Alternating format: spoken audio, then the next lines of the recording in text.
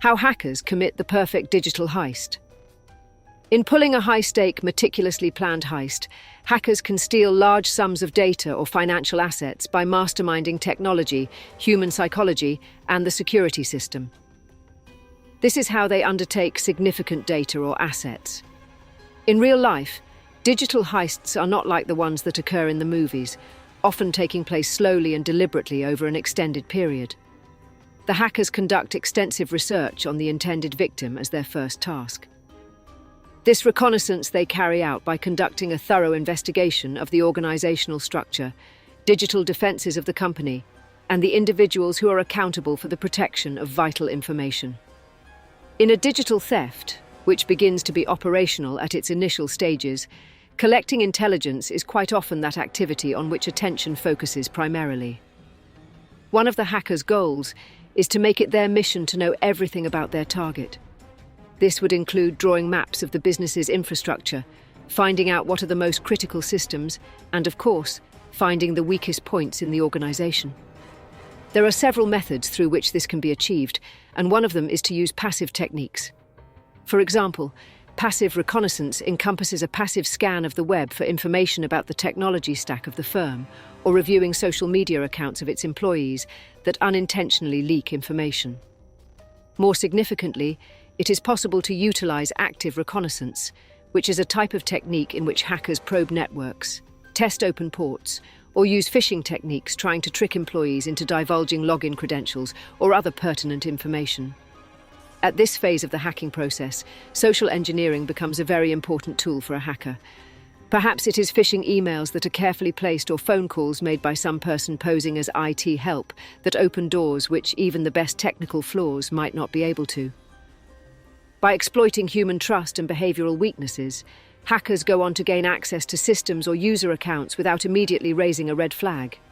This is done by taking advantage of human trust.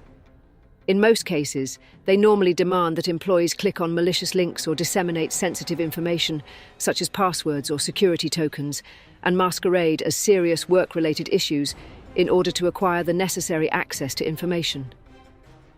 After gaining access to the system, the hackers target a specific technical flaw.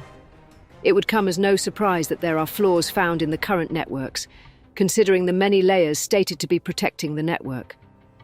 This is because the modern networks are large and comprehensive, and sometimes flaws are overlooked. Two examples of these include a lack of software patches and weak passwords.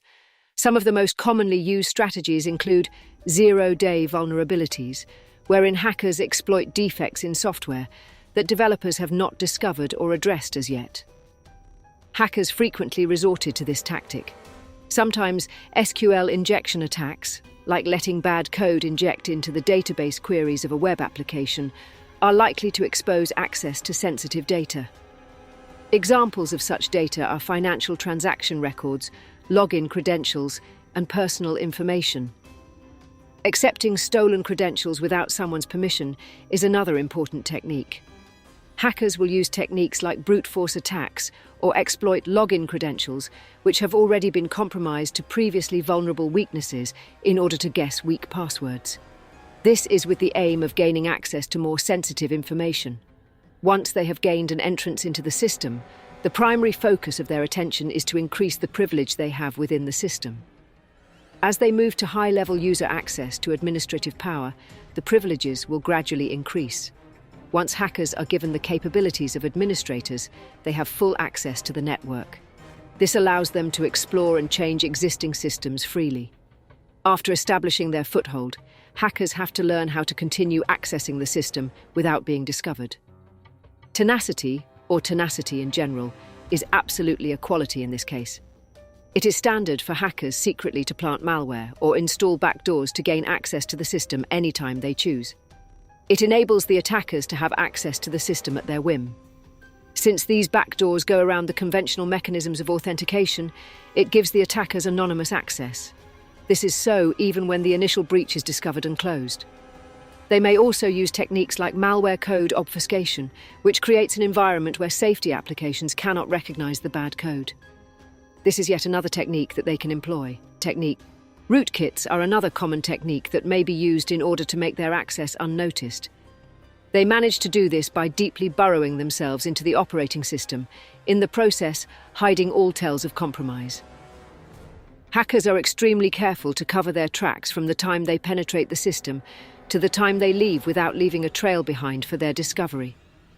To heighten the probability that their activities would not cause alarms to be alerted by the present state-of-the-art cybersecurity systems, which are actually quite good at recognizing anomalous behavior, hackers try to mask themselves as normal user behavior.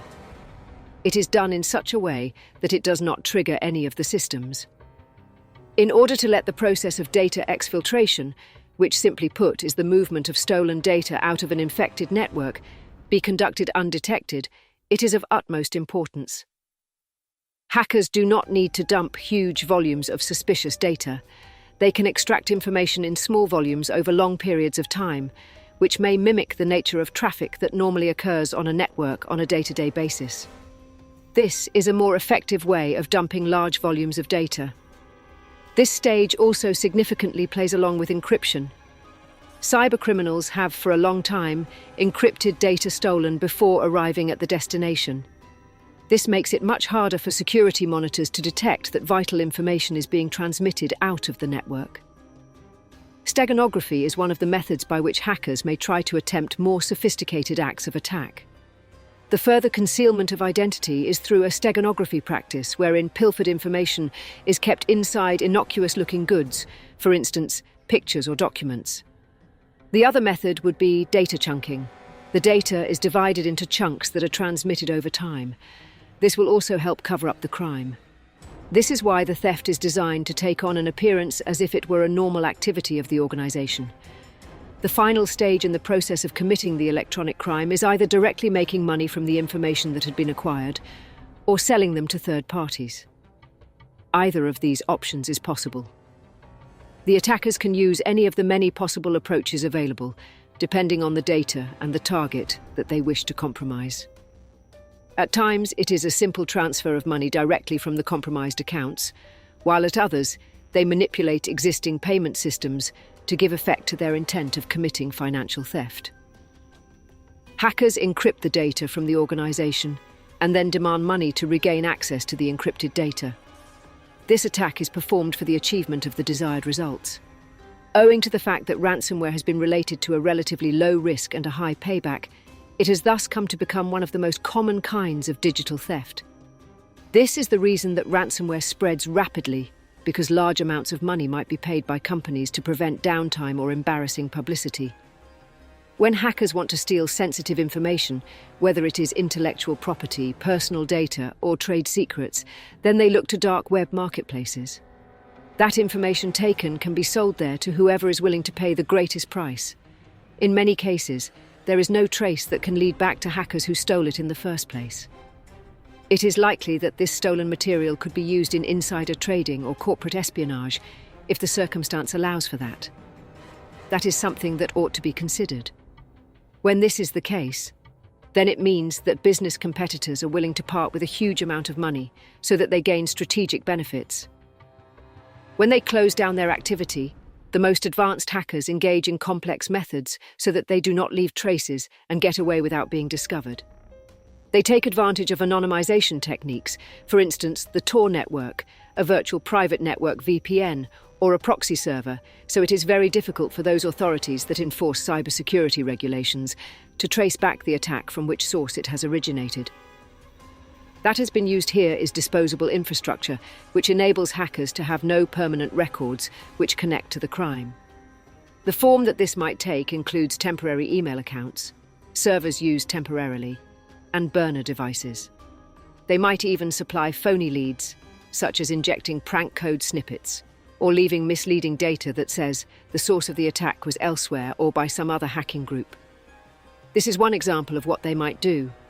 In the case of very sophisticated thefts, this is something hackers might undertake. This diverts, intended to mislead forensic examiners, puts any pursuit on hold. By this design, it is going to offer the culprits more time either to use or sell the stolen goods. Digital theft can be well described as an epitome of convergence between technology, psychology, and strategy, and its ending forms a perfect shape of such convergence. Hacking groups, which are often well organized and consisting of several hackers, are continually looking to enhance their techniques in an effort to outmaneuver cybersecurity professionals who are in constant competition to patch flaws and uncover breaches. Digital heists, by virtue of the spread of ransomware and through the rising value of personal and corporate data, have been gaining popularity and complexity. This is as a result of both of these factors. Even as companies pump millions of dollars into digital defense, the constantly evolving nature of attack techniques ensures that no system can ever be completely safe against assault. This is even though firms continually invest in their digital defenses. The threat of digital heists makes it a must that companies be awake, always update their security systems, and build a culture of awareness to protect themselves against the risk that hackers continually provide, as they are always present. Thanks for watching. Don't forget to like and subscribe to our YouTube channel.